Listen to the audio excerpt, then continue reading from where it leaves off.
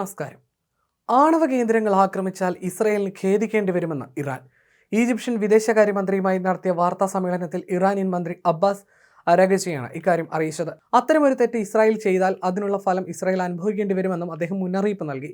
ഗസയിൽ ആണവായുധം പ്രയോഗിക്കുമെന്ന് ഇസ്രായേൽ നിരവധി തവണ ഭീഷണി മുഴക്കിയിരുന്നു. എന്നാൽ പാശ്ചാത്യ ലോകം ഈ ഭീഷണികളെ അവഗണിക്കുകയാണ്. എന്നാൽ സമാധാനപരമായി ആണവ പദ്ധതി നടപ്പിലാക്കുന്ന ഇറാനെ അവർ നിരന്തരമായി സമ്മർദ്ദത്തിലാക്കുകയാണ്. ഇറാന്റെ ആണവ പദ്ധതി സമാധാനപരമായി തുടരുന്നുവെന്നും ബന്ധപ്പെട്ട ഏതൊരു കക്ഷിക്കും ഉറപ്പ് നൽകാൻ ടെഹ്റാൻ തയ്യാറാണെന്നും ഉന്നത നയതന്ത്രജ്ഞർ ആവർത്തിച്ചു. ഇക്കാര്യത്തിൽ ഞങ്ങൾക്കൊന്നും മറച്ചുവെക്കാനില്ല. ഞങ്ങളുടെ ആണവ പദ്ധതിയും എല്ലാ പ്രവർത്തനങ്ങളും സമാധാനപരമാണ്. യുറേനിയം സമ്പുഷ്ടീകരണം ഇറാനിയൻ ജനതയുടെ വലിയ ത്യാഗത്തിലൂടെ ഞങ്ങളുടെ ശാസ്ത്രജ്ഞർ നേടിയെടുത്ത ഒരു പ്രധാന ശാസ്ത്ര നേട്ടമാണെന്ന് അദ്ദേഹം പറഞ്ഞു. ഞങ്ങൾ ആണവായുധങ്ങൾ തേടുകയോ അവ സ്വന്തമാക്കാൻ ആഗ്രഹിക്കുകയോ ചെയ്യുന്നില്ല. അതേസമയം ഈ മേഖലയിലെ ഞങ്ങളുടെ സ്വാഭാവിക അവകാശങ്ങൾ ഞങ്ങൾ ഉപേക്ഷിക്കില്ല. അതിനാൽ സമാധാനപരമായ ഒരു ആണവ പ്രവർത്തനം താൽക്കാലികമായി നിർത്തിവെക്കാൻ കഴിയില്ലെന്ന് അരാഗച്ചി കൂട്ടിച്ചേർത്തു. ഇറാന്റെ 60% വരെ പരിശുദ്ധിയുള്ള യുറേനിയത്തിന്റെ ശേഖരം ഏകദേശം 50% വർദ്ധിച്ച് 408.6 കിലോഗ്രാം വരെയായി ഉയർന്നതായി IAEAയുടെ സമീപകാല റിപ്പോർട്ട് സൂചിപ്പിക്കുന്നു. കൂടുതൽ സമ്പുഷ്ടമാക്കിയാൽ 9 ആണവായുധങ്ങൾക്ക് ഇത് മതിയാകുമെന്ന് UN ആണവ നിരീക്ഷണ സംഘം പറയുന്നു. ആണവ പദ്ധതിയിൽ ഒരു കരാറിലെത്തുന്നതിനായി ഇറാൻ അമേരിക്കയുമായി പരോക്ഷ ചർച്ചകൾ തുടരുന്നതിനിടയിലാണ് IAEAയുടെ കണ്ടെത്തലുകൾ പുറത്തു വന്നത്. അതേസമയം ഇസ്രായേൽ ആക്രമണം ഉണ്ടായാൽ അത് പ്രതിരോധിക്കുന്നതിന് ഇറാൻ സുസജ്ജമാണെന്ന റിപ്പോർട്ടുകളും പുറത്തു വരുന്നുണ്ട്. വ്യോമ പ്രതിരോധ സംവിധാനങ്ങളും മിസൈൽ ലോഞ്ചറുകളും ഇറാൻ സ്ഥാപിച്ചുവെന്നും വാർത്തകളുണ്ട്. ഇറാന്റെ ആണവ കേന്ദ്രങ്ങൾ ആക്രമിക്കുമെന്ന് ഇസ്രായേൽ ഭീഷണി മുഴക്കിയിരുന്നു. അതേസമയം ഗസയിലെ ആക്രമണത്തിൽ വിവിധ രാജ്യങ്ങൾ വിമർശനവുമായി രംഗത്തെത്തുമ്പോൾ ആരോപണങ്ങൾ പലതും നിഷേധിക്കുകയാണ് ഇസ്രായേൽ ഭരണകൂടം.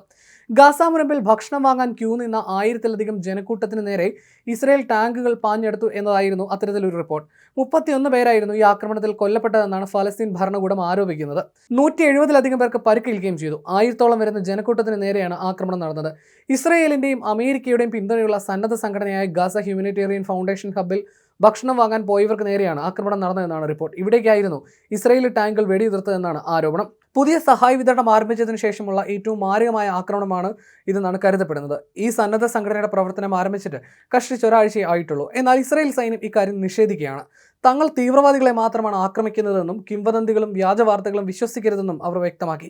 ഇസ്രായേൽ സൈനിക വക്താവ് BJFE ഡെഫ്രിൻ പറയുന്നത് ഭക്ഷണ വിതരണത്തിനായി തങ്ങൾ 4 കേന്ദ്രങ്ങളാണ് ഗാസയിൽ തുറന്നിട്ടുള്ളതെന്നാണ്. ഏതാനും ദിവസം മുമ്പ് 16,000-ലധികം ഭക്ഷണ പൊതികൾ വിതരണം ചെയ്തു എന്നാണ്. എന്നാൽ ഇത് തടസ്സപ്പെടുത്താൻ ഹമാസ് ഭീകരർ ശ്രമിക്കുന്നതായും അദ്ദേഹം സാമൂഹ്യ മാധ്യമത്തിൽ കുറിച്ചു.